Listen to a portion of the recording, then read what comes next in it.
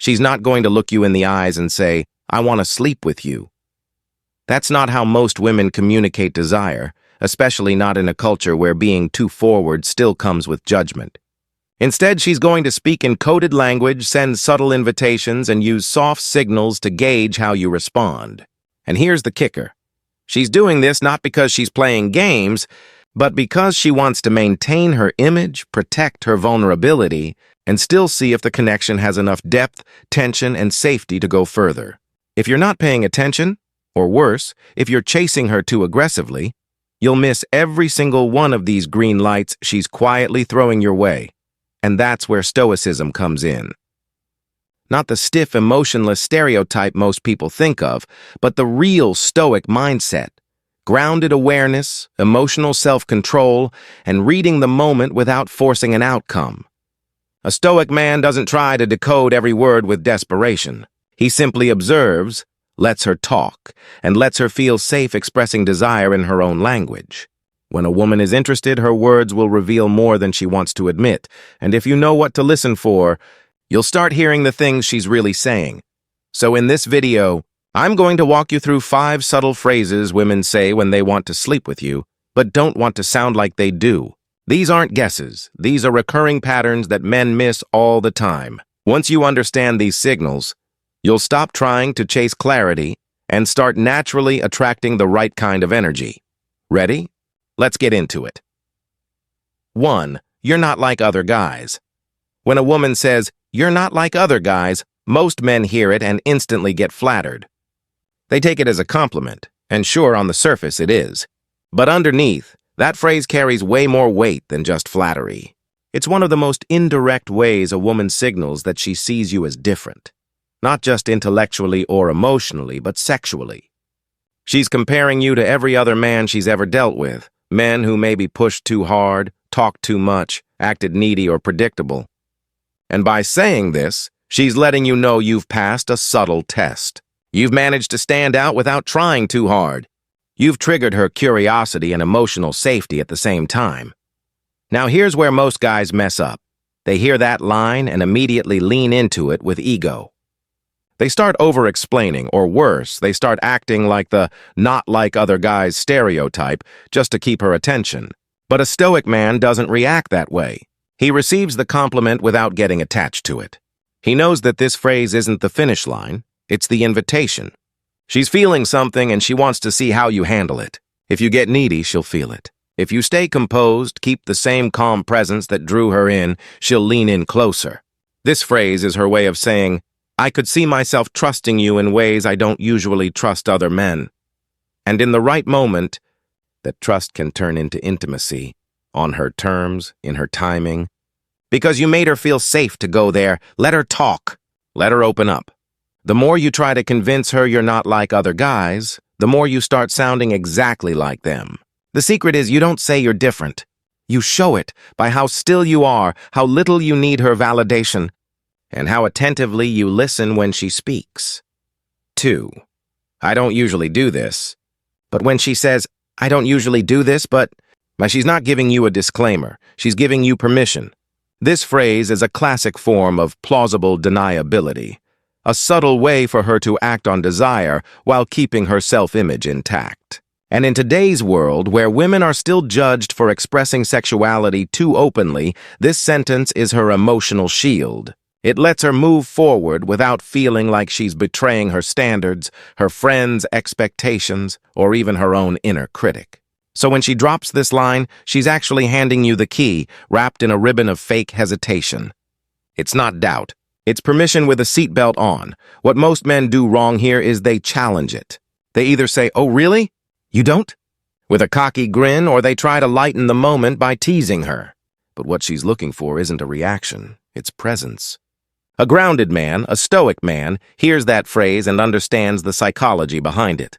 He doesn't make it about himself. He respects the fact that she's making herself vulnerable in her own way and doesn't need to be pushed to go further. That kind of man creates an atmosphere where she can take off the mask without fear. She doesn't have to pretend anymore. She can just feel without being judged. You want an example? Imagine you're at her place after a night out and she's looking at you with those slightly nervous, half-excited eyes. Then she says it. I don't usually do this, but in that moment, your energy matters more than your words. You don't rush. You don't joke. You just look at her, let the silence sit for a second, and keep the moment steady. She'll feel safe in that. And safety, for most women, is what unlocks the door to real intimacy. 3. Are you staying over tonight? She won't always say what she wants directly, but she'll set the scene for it. When a woman asks, "Are you staying over tonight?" or something like, "You don't have to drive home this late," she's not offering you a place to sleep. She's creating a space where intimacy can happen without needing to ask for it. It's a soft, logistical question that's really a bold emotional move. And the reason it comes out this way is simple. She wants the moment to feel natural. She wants to feel like things just happened, that it was mutual, that she didn't cross a line, she just opened the door and you happened to walk through. The truth is, most women don't want to initiate intimacy in a way that feels obvious or forward. Why? Because even in 2025, the fear of being judged for moving too fast is still real. So instead, she builds the conditions, makes the night stretch out, pours another drink, lowers the lights, and then casually asks, "You want to stay?"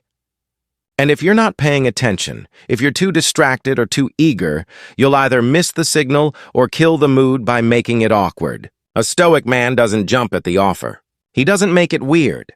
He simply says, "Yeah, I can stay if you want me to," and lets her lead the pace from there. That one sentence from her is less about sleeping over and more about staying present, being there when things unfold. And when you handle that moment with calm confidence, without needing to force anything, it builds the kind of trust that makes her feel like you get it. You're not rushing. You're not calculating. You're just there.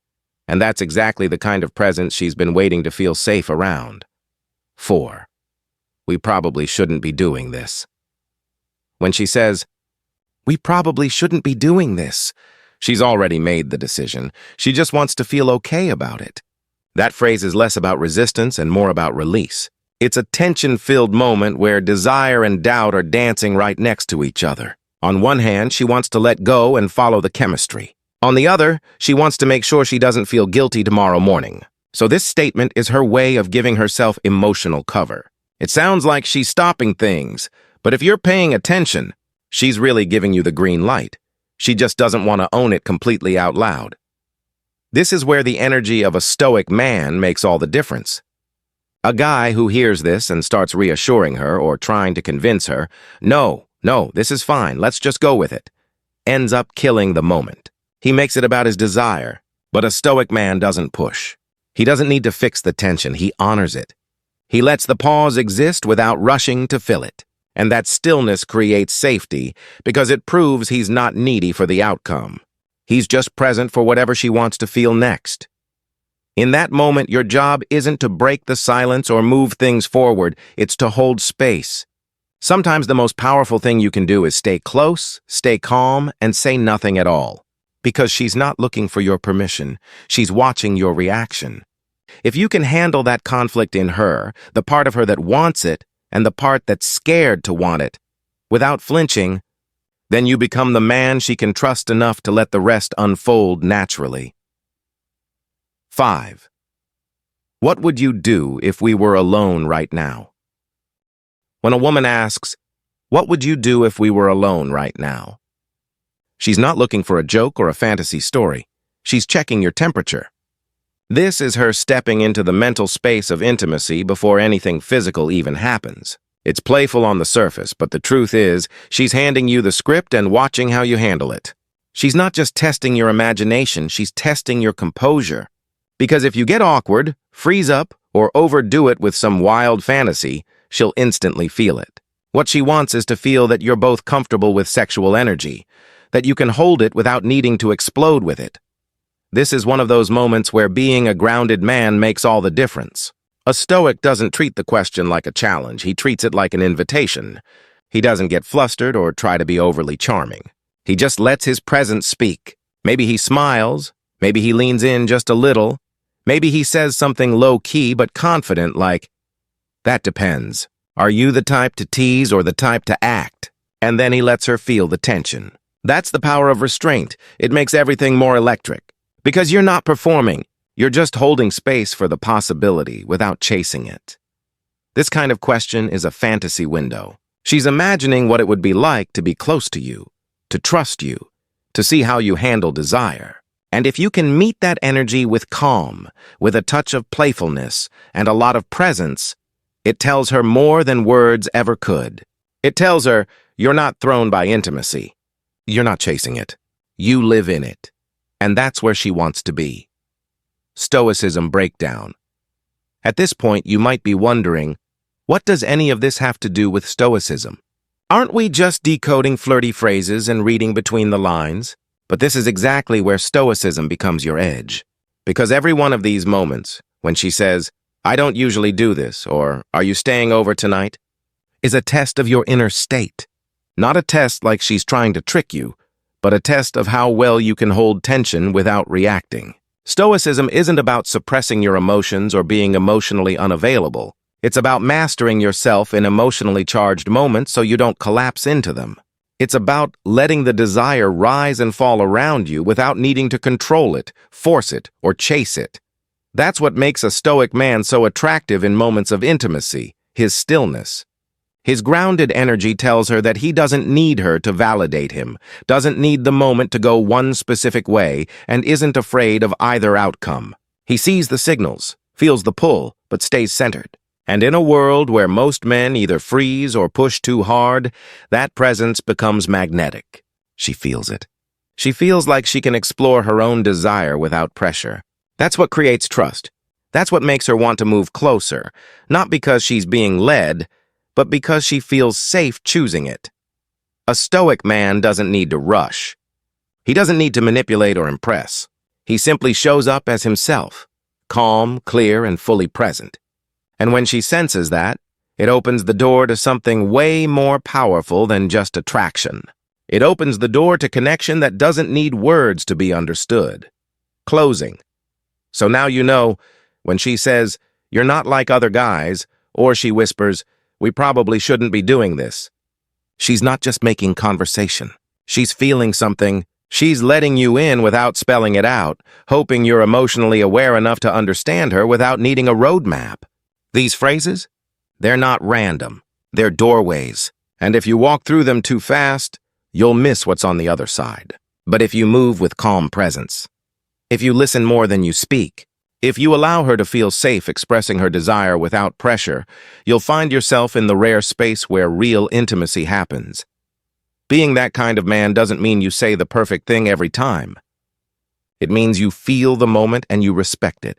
You're not chasing validation, and you're not flinching at vulnerability. That's what separates you from other men. Not a clever line, not a perfect move, but the strength to not need one. If you've ever experienced these kinds of moments, those little phrases that said everything without saying it, drop it in the comments. What was said? What did you pick up on? Or what didn't you notice until later? I want to hear about it. And if this video helped you see women and yourself a little more clearly, hit that like button, subscribe if you haven't, and share this with someone who needs to stop chasing and start noticing, because in the end, it's not about what she says. It's about who you are while she says it.